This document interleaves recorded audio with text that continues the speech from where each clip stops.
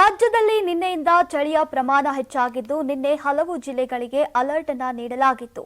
ಇಂದು ಸಹ ತಾಪಮಾನದಲ್ಲಿ ಸುಧಾರಣೆಯಾಗದ ಕಾರಣ ಹಲವೆಡೆ ಮಂಜು ಹಾಗೂ ಒಣಹವೆಯ ವಾತಾವರಣ ಜನಜೀವನದ ಮೇಲೆ ಪ್ರಭಾವ ಬೀರ್ತಾ ಇದೆ.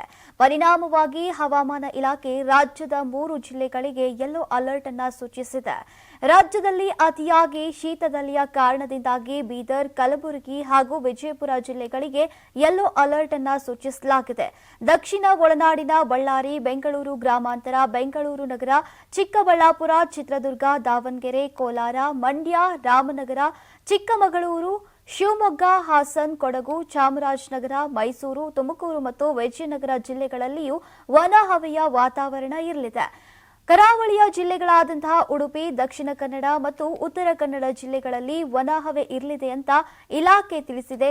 ಉತ್ತರ ಒಳನಾಡು ಭಾಗದ ಜಿಲ್ಲೆಗಳಾದಂತಹ ಬೆಳಗಾವಿ, ಬೀದರ್, ವಿಜಯಪುರ, ಬಾಗಲಕೋಟೆ, ಹಾವೇರಿ, ಗದಗ, ಧಾರವಾಡ, ಕಲಬುರಗಿ, ಕೊಪ್ಪಳ, ಬಳ್ಳಾರಿ, ರಾಯಚೂರು, ಯಾದಗಿರಿ ಮತ್ತು ವಿಜಯನಗರದಲ್ಲಿ ಕಳೆದ ಕೆಲ ದಿನಗಳಿಂದ ಒಣಹವೆಯ ವಾತಾವರಣ ಇದ್ದು ಇಂದು ಮುಂದುವರಿಯಲಿದೆ ಅಂತ ಹವಾಮಾನ ಇಲಾಖೆ ತಿಳಿಸಿದೆ.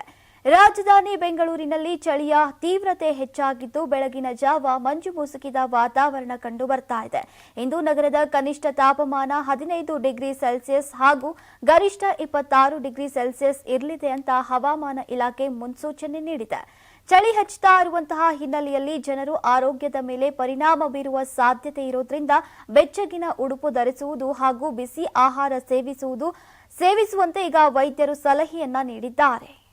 ನೀವು ಸಣ್ಣ ಆಗ್ಬೇಕಲ್ವಾ? ಅದು ಒಂದು ಉತ್ತಮ ಆಹಾರದಿಂದ ಸಣ್ಣ ಆಗ್ಬೇಕಲ್ವಾ? ಪ್ರತಿದಿನ ನಮ್ಮ ಜೀನಿ ಸ್ಲಿಮ್ ನ ಯೂಸ್ ಮಾಡಿ ಯಾವುದೇ ಸೈಡ್ ಎಫೆಕ್ಟ್ ಇಲ್ದಂಗೆ ನೀವು ಸಣ್ಣ ಆಗ್ತೀರಾ.